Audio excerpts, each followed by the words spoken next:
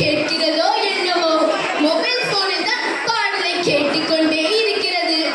உருளைக்கிழங்கு செல்லக்குட்டி எங்க போச்சு?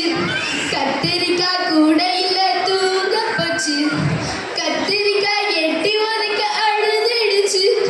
அம்மா வந்து கொஞ்சினதும் சிரிச்சிடுச்சு. இந்த பாடலை கேட்டுக்கொண்டு அதனுடைய அழுகை நிறுத்திட்டு தூங்குது குழந்தை. அதனால அம்மாவோட நேரமும் மிச்சமாவது. அதுல அம்மாக்கு ஒரு சந்தோஷம். அன்றைய காலகட்டத்தில் பக்தி பாடல்கள் ஒலிக்காத வீடுகளே இல்லை. ஆனால் இன்றோ அண்ணத்தை பாத்தியா அப்பத்து கேக்கேனா அப்பாத்தியா அப்பத்து கேக்கேக்கு அப்பாத்தி தோ அப்பாத்தி தூ தூ தூ அப்பாத்தையே என்று சிறுசுகள் முதல் பெருசுகள் வரை புரியாத மொழியில பாடிக்கிட்டே இருக்காங்க. இன்றைய சமூக ஊடகங்கள் வரவேற்கத்தக்கதா வருந்தத்தக்கதா என்று பேச இரண்டு அணியினர் வருகை தந்திருக்காங்க.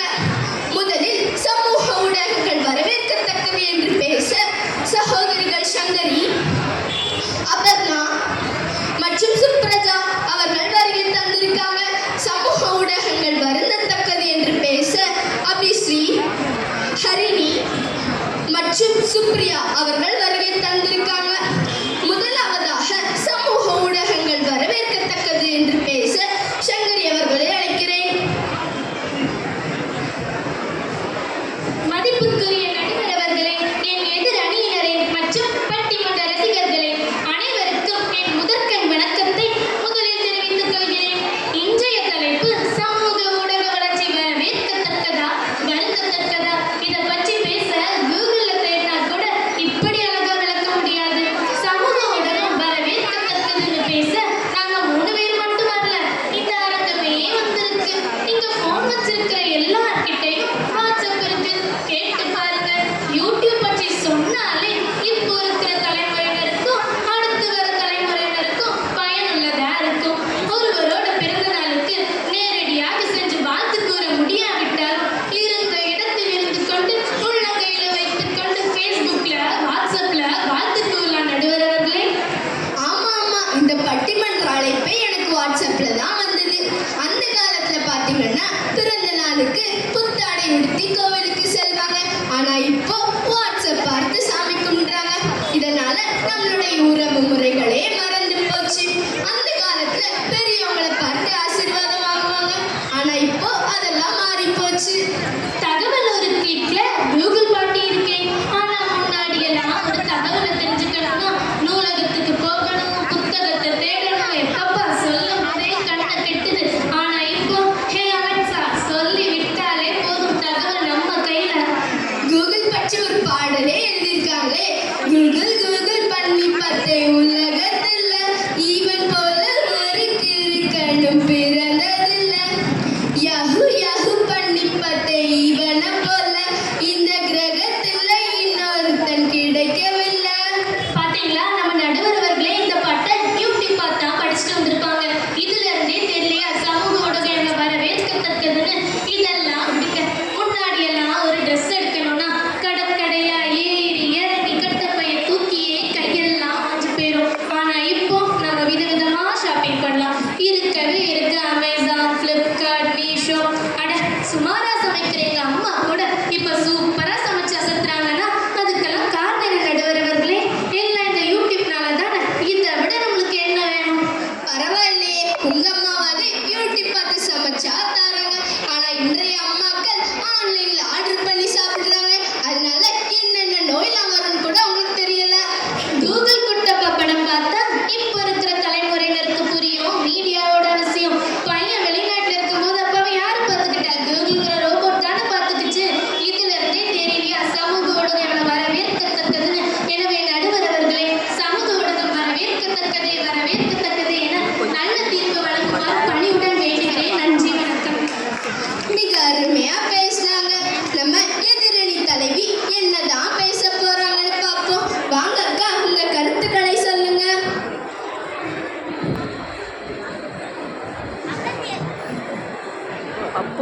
அப்புங்க வா.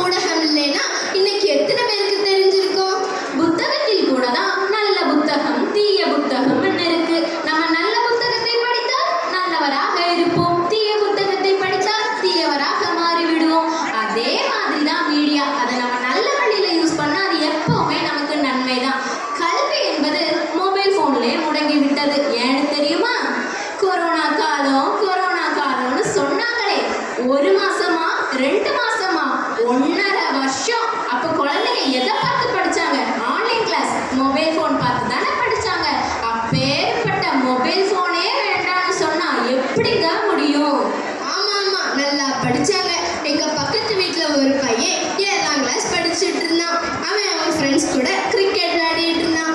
நான் அவனை கூப்பிட்டு, டேய் தம்பி, உங்க அம்மா உனக்கு ஆன்லைன் கிளாஸ் இருக்குன்னு சொன்னாங்க, நீ இங்க உன் ஃப்ரெண்ட்ஸ் கூட கிரிக்கெட் விளையாடிட்டு இருக்கேன்னு கேட்டேன். அதுக்கு அவன் என்ன தெரியுமா சொன்னான்? அது ஆன்லைன் கிளாஸ் அங்க போய்கிட்டே இருக்கு, நான் வீடியோவை ஆஃப் பண்ணிட்டு மியூட்ல போட்டு இங்க வந்து விளையாடிட்டு இருக்கேன், கடைசியில 3 நிமிஷம் மட்டும் என் ஃபேஸை காமிச்சா போதும்னு சொல்றான். இது போன்ற தீய செயல்களும் இருக்குது.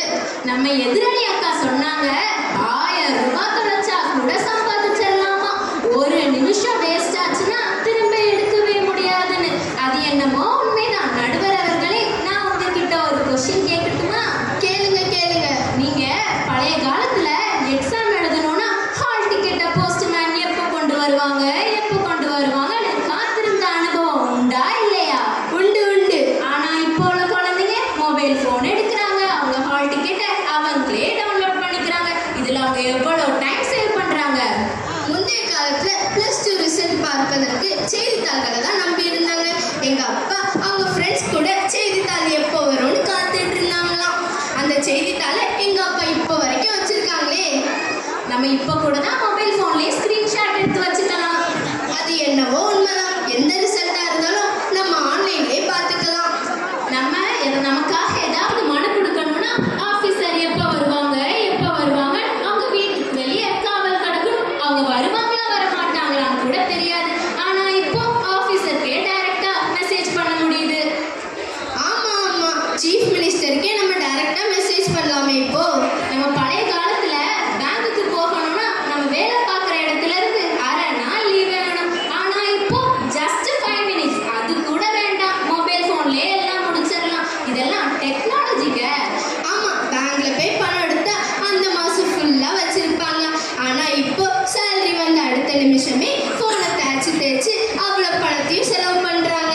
நம்ம எதிரணி அபியக்கா சொன்னாங்க, அவங்க பக்கத்து வீட்டு அக்கா கேம்புக்கு போனாங்களாம். கேம்புக்கு போக நேரத்துல ஒரு அக்கா வீடியோ கால் பேசி வழி மாறி போயிட்டாங்கன்னு. ஆனா அவங்கள திரும்ப காப்பாத்துனது எப்படி நடுவர் அவர்களே? அந்த மொபைல் போன் தானே காப்பாத்துச்சு. மொத்தத்துல இந்த மொபைல் போன் இருந்துன்னா இந்த பிரச்சனையே வந்திருக்காதுல்ல. நான் உங்ககிட்ட ஒண்ணு சொல்லட்டுமா? மீடியானா என்ன தெரியுமா? Media is such a miraculous being. அப்படின்னா மீடியாங்கிறது ஒரு அற்புத ஒளின்னு அர்த்தம். அதை நம்ம தான் நல்ல வழியில யூஸ் பண்ணணும். இந்த அழகான வார்த்தையை கூட நான் மீடியாவை பார்த்து தான் எடுத்தேன். இதுல இருந்தே உங்களுக்கு புரியலையா சமூக ஊடகத்தின் அவசியம்? எனவே சமூக ஊடகமானது வரவேற்கத்தக்கதே என்று கூறி என் விவாதத்தை நிறைவு செய்கிறேன். நன்றி, வணக்கம். மிக அருமையா பேசினாங்க.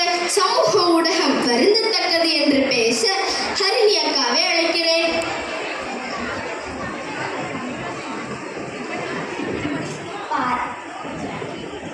பாராட்டி சீராட்டி தாய்மடியில் தாளாட்டி தமிழ் வளர்த்த மூதாட்டி அவ்வைக்கு முதல் வணக்கம், இவ்வவைக்கு என் 2ஆம் வணக்கம். இன்னைக்கு கொடுக்கப்பட்ட தலைப்பு சமூக ஊடக வளர்ச்சியானது வரவேற்கத்தக்கதா வருந்தத்தக்கதா? அது வருந்தத்தக்கதே என என் அறிவுக்கு எட்டிய சில கருத்துக்களை பற்றி வாதாட வந்துள்ளேன். நடுவர் அவர்களே, காலையில குழந்தைங்க பல்ல தேய்க்கிறாங்களோ என்னமோ, செல்லதான் தேய்னு தேய்ச்சிக்கிட்டு இருக்காங்க. ஆமா ஆமா, அது என்னவோ உண்மைதான். இன்னைக்கு குழந்தைங்க மத்தியில தன்னம்பிக்கை என்ற உணர்வே இல்லைங்க. ஏன்னா மொபைல் போன் மூலம் பல அசம்பாவிதங்கள் நடக்கின்றன. மொபைல் வாங்கி கொடுக்கலன்னு குழந்தைங்க தீய முடிவுகள் எடுக்கிறாங்க. இதனால சமுதாய சீரழிவுக்கு பெரும் காரணமாக இருக்கிறது நடுவர் அவர்களே. ஆமா ஆமா, கோழைகளை உருவாக்கி கொண்டிருக்கிறது இந்த சமூக வலைத்தளம். இனிமேலாவது புரிஞ்சுக்கோங்க நடுவர் அவர்களே. ஊடகமானது சமூகத்திற்கு எவ்வளவு தீமை விளைவிக்கிறது பார்த்தீங்களா? சரி புரியுது. நம்ம அபர்ணா அக்கா சொன்னாங்க, மொபைல் வசதி இருந்தனால பேஷண்ட் உயிர் காப்பாற்றப்பட்டது. மொபைல் பேசி ஒரு சில உயிர் காப்பாற்றப்பட்டிருக்கலாம். ஆனா மொபைல் பேசியே உயிரிழந்தவர்கள் தான் அதிகம் நடுவர்களே. ஒரு ரூபாய் சாக்பீஸ் பல 1000 அறிவாளிகளை உருவாக்குகிறது. ஆனா 1 லட்சம் ரூபாய் கைபேசி பல கோடி மனிதர்களின் கண் பார்வை இழக்க செய்கிறது என்பதனை எதிரணிகள் தெரிந்து கொள்ள வேண்டும் நடுவர் அவர்களே. எல்லா காலத்திலயுமே எழுத படிக்க உதவுவது சாக்பீஸ் தான் அப்படின்றத நம்ம மறக்கவே கூடாது. முன்னாடி எல்லாம் போட்டோ எடுக்க ஸ்டுடியோவுக்கு போகும்போது நல்ல மேக்கப் போட்டுட்டு போவோம், அவ்வளவுதான். ஆனா இன்றும் ஸ்டுடியோவுக்கு போகாம வீட்டுல இருந்தபடி மொபைல் ஆப் யூஸ் பண்ணி முகத்தை அழகா காணிக்கிறாங்க. எனக்கு தெரிஞ்ச ஒரு உண்மை சம்பவத்தை சொல்றேன், கேளுங்க. எங்க பக்கத்து வீட்டு அண்ணாவுக்கு பொண்ணை பார்க்க போனோம். அதுக்கு முன்னாடி பொண்ணோட போட்டோவை மொபைல்ல பார்த்தோம். பொண்ணை பார்த்தா அவ்வளவு பெரிய கலரு, பொண்ணு தங்கம் போல ஜொலி ஜொலின்னு மின்னுச்சு. சரி நேரடியா போய் நினைச்சு பௌர்ணமி நினைச்ச பொண்ணை பார்த்தா அம்மாவாசை ஆயிடுச்சு, தங்கம் தகரடப்பாயிடுச்சு. அப்படின்ற ஆப் இருக்கு நடுவர் அவர்களே. ஐயே பொண்ணு போச்சு. எனவே இங்கிருக்கும் அண்ணன்மார்களே, அக்காமார்களே, போட்டோ பார்த்தோ வீடியோ பார்த்தோ ஏமாந்துடாதீங்க. நேரடியா போய் முடிவு பண்ணுங்க. இது இந்த அன்பு தங்கையின் வேண்டுகோள். எனவே சமூக ஊடகமானது வருந்தத்தக்கதை என்று எங்களுக்கு சாதகமான தீர்ப்பை வழங்குமாறு பணிவுடன் வேண்டுகிறேன். நன்றி, வணக்கம். சரிம்மா, உன் வேண்டுகோளை நான் கூட ஏத்துக்கிறேன்.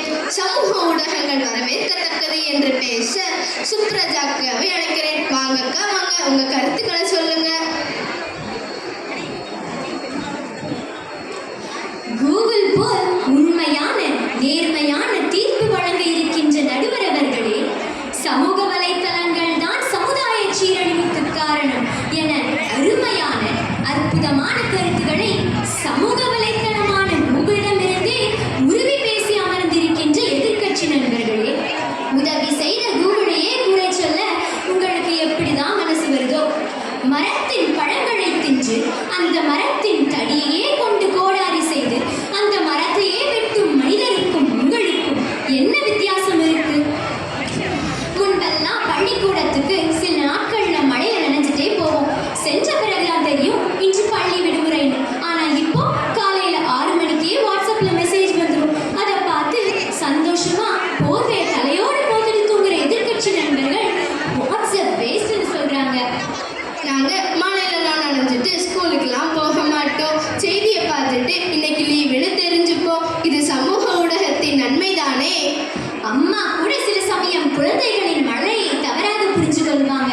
ஆனா நாம என்ன கேட்டாலும் ஸ்பெல்லிங் தப்பாவே இருந்தாலும் நாம என்ன கேட்க வர்றோம்னு சரியா புரிஞ்சு கொள்ற ஒரே ஆள் நம்ம கூகுள் மாமா தான். சமூக வலைத்தளம் என்பது கற்பக தருமாறு. நாம என்ன கேட்கிறோமோ அது கிடைக்கும். எங்களுக்கு அது தங்கங்களும் வைரங்களும் முத்துக்களும் நிறைந்த தங்க பெட்டி. உங்களுக்கு அது குப்பைகளும் கூழங்களும் நிறைந்த குப்பை தொட்டி.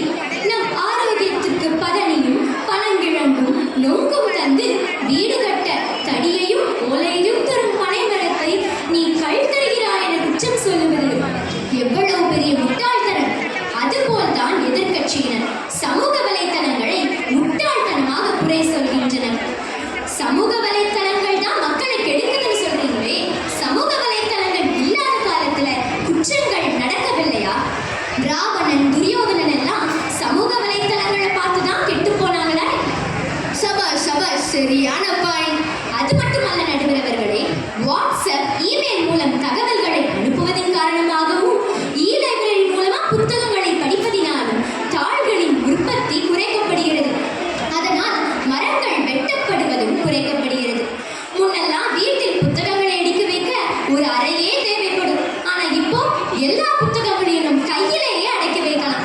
அதாவது மொபைல் போன்ல பணம் எடுக்க கொடுக்க ஜிபே, மெசேஜ் பார்க்க அனுப்ப வாட்ஸ்அப், நண்பர்களை தேட தொடர ஃபேஸ்புக், வித்தைகளை கற்க காட்ட யூடியூப், பொருட்களை வாங்க விற்க ஃப்ளிப்கார்ட். இது போக சாட் ஜிபிடி, மெட்டா ஏஐ என சந்தோஷத்தையும் தகவல்களையும் அறிவையும் அள்ளித்தரும் கற்பகத்தருதான் சமூக ஊடகம்.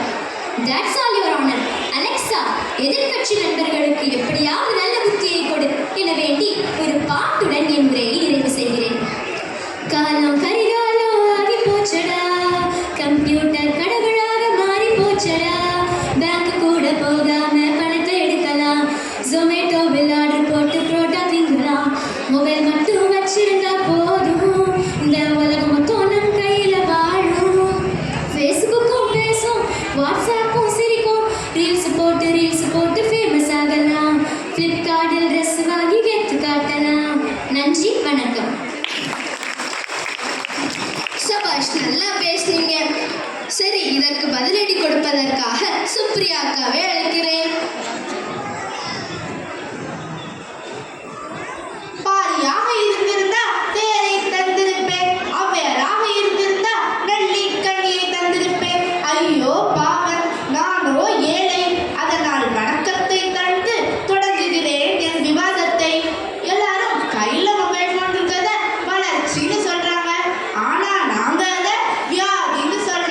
அதிகமா மொபைல் போன் பார்ப்பவர்களுடைய சாதிக்கும் திறன் 7% குறைஞ்சிட்டு வருது. ஒண்ணுமில்ல, ஒரு கதை சொல்ல போறேன். என்னன்னா, ஒரு காலேஜ் போற பையன் காலையில காலேஜ் போக டிஃபன் சாப்பிட வரான். அவங்க அம்மா இட்லி கொண்டு வராங்க. டேய் தட்ட பாருடா, இட்லி வைக்கேன்னு சொல்றாங்க. ஆனாலும் அவன் போனையே தட்டி பார்த்துட்டு இருக்கான். கடைசியா தட்ட பார்க்கறான், தட்டுல இட்லி இல்ல. அம்மா வச்ச இட்லிய சாப்பிட்டுட்டோமோன்னு நினைச்சு காலேஜ் கிளம்பி போறான். அம்மா அந்த இட்லி எடுத்து நாய்க்கு போடுறாங்க. நாய்க்கிட்ட மொபைல் போன் இல்ல. போட்ட உடனேயே சாப்பிட்டுட்டு தொழில்நுட்பம்னா என்னன்னே தெரியாத 5 அறிவு ஜீவன் நிம்மதியா சாப்பிட்டுது தூங்குது. ஆனா தொழில்நுட்பம்னா என்னன்னு தெரியல மனிதனோ நிம்மதியா சாப்பிடவும் முடியல, தூங்கவும் முடியல. இதற்கு காரணம் சமூக ஊடகம் தானே நடுவர் அவர்களே. ஆமா ஆமா, இன்னைக்குள்ள குழந்தைங்கள்லாம் போனை பார்த்துட்டே அம்மா ஊட்டி விடுறத சாப்பிட்டுட்டு போறாங்க. அவங்க என்ன சாப்பிடுறாங்கன்னு கூட அவங்களுக்கு தெரியல. அந்த காலத்துல குழந்தைகளுக்கு விழாவை காட்டி சோறு கொடுத்தாங்க. ஆனா இப்போ குத்தடி குத்தடி கண்ணம்மா குனிந்து குத்தடி கண்ணம்மா, குத்தடி குத்தடி கண்ணம்மா குனிந்து குத்தடி கண்ணம்மா, பந்தலிலே பாவக்காய் தொங்குதடி நொலக்காய், பந்தலிலே பாவக்காய் தொங்குதடி நொலக்காய், மயம் வருவா பார்த்துக்கோ, பணம் கொடுப்பா வாங்கிக்கோ, சில்லறையா மாத்திக்கோ, சுருக்கு பையில போட்டுக்கோ, குலுங்கி குலுங்கி நடந்துக்கோன்னு மொபைல் போன்ல பொம்மை படங்களை காட்டி சோறு கொடுக்காம. இப்படி இருந்தா குழந்தைகளுக்கு 10 வயசுக்குள்ளேயே 2 கண்ணும் பேரும் நடுவர் அவர்களே. ஆமா ஆமா, அது என்னவோ உண்மைதான். ஒரு கிளாஸ்ல 30 பிள்ளைங்க இருந்தாங்கன்னா அதுல 20 பிள்ளைங்க கண்ணாடி தான் போட்டிருக்காங்க. எதிரணியில சொன்னாங்க, ட்விட்டர், ஃபேஸ்புக், வாட்ஸ்அப்லாம் இருக்கிறதுனால இந்திய சமுதாயம் வளர்ச்சி அடையுதுன்னு. ஆனா அந்த காலத்துல சமூக ஊடகம் இல்லாத நேரம் எல்லாரும் கூட்டு குடும்பமா இருந்தாங்க. ஆனா இப்போ தனி குடும்பமா இருக்காங்க. இதற்கு காரணம் சமூக ஊடகம் தானே நடுவர் அவர்களே. ஆமா ஆமா, மீடியா தான் காரணம். இன்னொன்னு சொல்லணும். என்னன்னா, மரங்களை வெட்டுறதுனால பறவை இனமே இல்லாம போகுது. அது மட்டும் இல்ல, தவறு வச்சனால சிட்டுக்குருவி இனமே காணாம போகிறது. எதிரணியில சங்கரேகா சொன்னாங்க, அவங்க அம்மா யூடியூப்பை பார்த்து பார்த்து விதவிதமா சமைக்கிறாங்கன்னு. அதனால இந்தியா மக்களுக்கு யூடியூப்பை பார்த்து சமைச்சதுனால சமையலே மறந்து போச்சு நடுவர் அவர்களே. இதற்கு காரணம் சமூக ஊடகம் தானே. ஆமா ஆமா, அந்த காலத்துல மனைவி கணவன் பேர எக்காரம் கொண்டு சொல்ல மாட்டாங்க. 2 பேருக்கிடையே சண்டை வந்தாலும் குழந்தைகளுக்கு தெரியாமலே சண்டை போடுவாங்க. அப்படிதானே நடுவர் அவர்களே. ஆமா ஆமா, ஒரு ஊர்ல ஒரு பாட்டி தாத்தா இருந்தாங்க. அப்போ மக்கள் தொகை கணக்கெடுக்கிறதுக்காக வந்திருந்தாங்க. அப்போ பாட்டி கிட்ட தாத்தாவோட பேர் என்னன்னு கேட்டாங்க. அதுக்கு பாட்டி சொன்னாங்க, கொண்டையில வைப்பது கோயில்ல அடிப்பது. வந்தவங்க கேட்டாங்க, என்ன இவ்வளோ பெரிய பேரா? இல்ல இல்ல, கொண்டையில வைப்பது கோயில்ல அடிப்பது. அப்போதான் புரிஞ்சுது, ஓஹோ பூமணியா, இப்படிதான் அன்றைய காலகட்டத்துல மனைவி கணவனோட பேரை சொல்லாம இருந்தா. ஆனா ஈர்ஷாட்டுக்காக கணவனை வாடா போடா அழைக்கிறதும், கணவனை அடிக்கிறதும், மாமியாரை மரியாதை குறைவா அழைக்கிறதும், இதை விட பெரிய கொடுமை குழந்தைகளை இதுல ஈடுபடுத்துறாங்க. இப்படி இந்த தலைமுறையினர்கள் ஆஹா ஓஹோன்னு ரசித்து பார்ப்பாங்க. அந்த காலத்துல சமூக பற்றிய தகவல்களை பொது பார்வையில வெளியிடுதான் சமூக ஊடகங்களை பயன்படுத்தினாங்க. ஆனா இந்திய இளைஞர்கள் ரீல்ஸ் மோகத்துல லைக் வரணும்னு மலை உச்சியிலிருந்து நடனம் ஆடுறதும், கடற்கரை இந்த ஆட்டம் போட்டு அப்லோட் பண்ணி அவங்க தரத்தை குறைச்சு கொள்றாங்க. ஆகையால் நம்ம எதை விதைக்கிறோமோ அதை தான் அறுவடை செய்வோம் என்பதை ஒருபோதும் மறந்துடக்கூடாது என்று கூறி நல்லதொரு தீர்ப்பை வழங்குமாறு வேண்டிக்கொண்டு நிறைவு செய்கிறேன் என் விவாதத்தை. நன்றி, வணக்கம். மிக அருமையா பேசினாங்க. இரு அணியினரும் மிகவும் அருமையாக அவர்களுடைய வாதங்களை முன்வைத்தார்கள். இப்போது இவர்கள் கூறிய கருத்துக்களை வைத்து தீர்ப்பு கூற வேண்டிய நேரம் இது. சமூக ஊடகங்களில் வரும் தகவல்களின் உண்மைத்தன்மை பற்றி மிகவும் ஆராய வேண்டிய சூழல் உள்ளது. சிலர் சமூக ஊடகங்கள் சில சுய விளம்பரத்திற்காக அருவருக்கத்தக்க செயல்பாடுகளையும் கலாச்சார சீர்கேடுகளையும் செய்து வருவதை காண முடிகிறது. அதேவேளை